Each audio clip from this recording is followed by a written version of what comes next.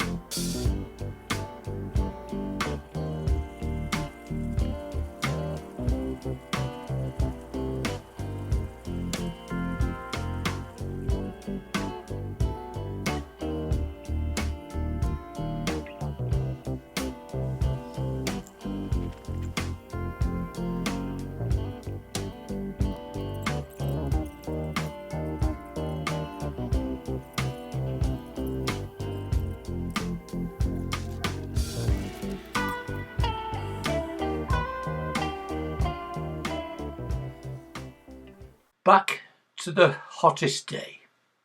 I had purchased some biological weed killer made from distilled geranium weeds, which recommends speedy action in bright sunshine.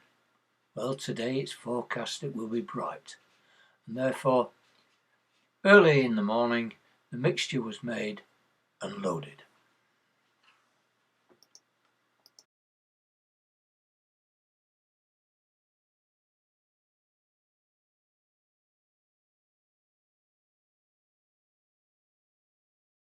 Left hand shot shows spraying early in the morning, right hand after 12 hours of sunshine. Jury still out on the dandelions, but very effective on the bindweed. I required to purchase a more effective pressure sprayer, though this one is effective on individual weeds at close quarters. It's more accurate hitting the target. Directions advise plants can be planted in the ground 24 hours after an application.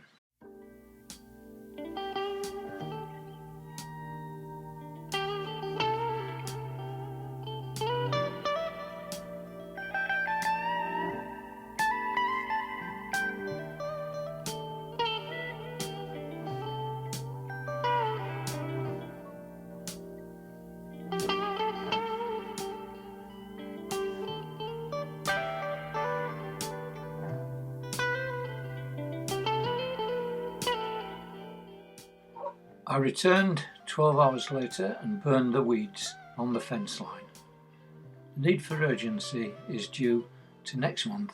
I will be looking after my youngest daughter's dog, a terrier, and they are famous for rooting around, so the fence repairs are now a priority.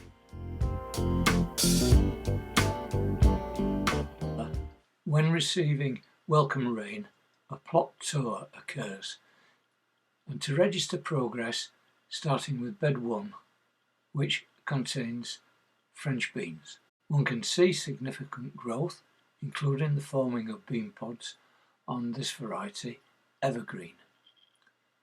Note the peas. Pods have swelled, and now consider these have now reached the end of their productivity. so we'll lead picking and then remove into the compost heap. Here we have a small patch I previously ignored. Having no plans on how to use it, planted a disappointed showing of onion seed, giving them two options, grow or die, and they chose grow. Should have entered them in the village show. Never mind, there is next year. Blackberries look promising. Next year's fruits will grow on this year's growth and must tie them back out of the way. Even more growth on the figs since last time it rained. More fruits as well, but there's no sign of ripening as yet. On the strawberries, I'm looking for runners. There's plenty of runners over there. Back onto the raised beds. Raised bed 2. Recently planted sprouts not looking so good. Could be the heat. No change in the fruit cage either. What can one do with white berries?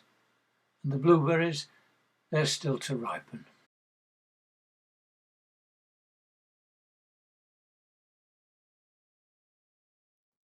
Fair amount of movement in bed 3.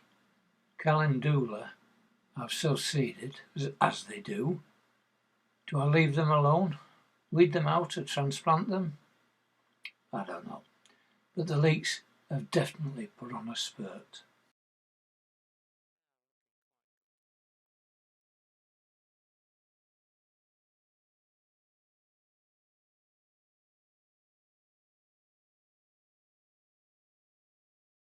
Bed 4, roots, carrots okay, and a few harvests, great taste when fresh, and beetroot being regularly harvested. Bed 5, spring planted onion sets. These should be harvested next week. Bed 6, potatoes, providing regular supply to the kitchen. Next reveal should be the Cara variety. We shall see. Bed 7, rhubarb, also contains horseradish. Never harvested it. Do love horseradish. I should try making it. Bed 8, no change.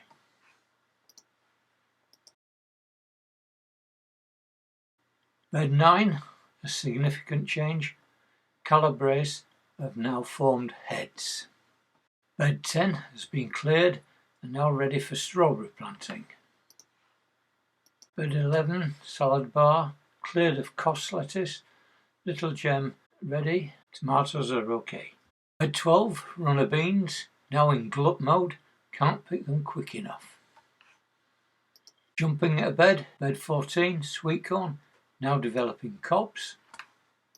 Bed 13, broad beans are now finished. Bed requires clearing and celeriac, creating too much green growth, must reduce to direct energy into root growth. Which now brings us to the end of the plot tour for this week.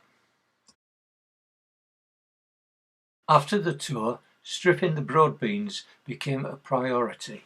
This is supposed to be a no-dig bed, which means roots are left undisturbed.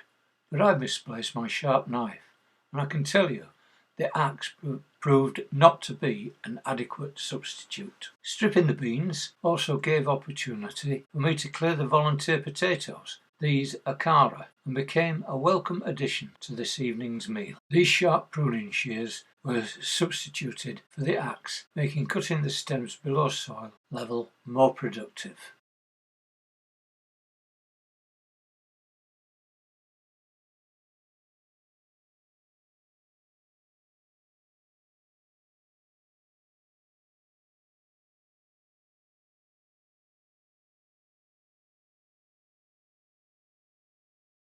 The volunteer brassica turned out to be a cauliflower. How it got there, I have no idea.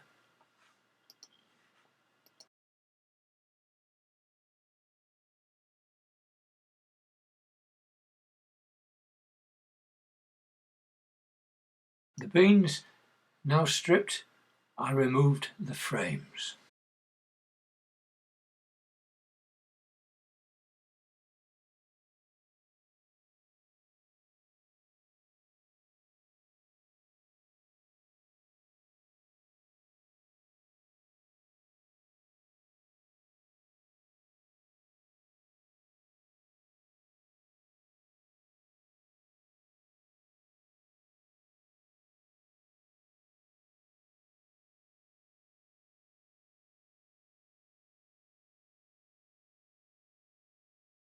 We have now reached the end of the day, the end of the week, and the end of the month.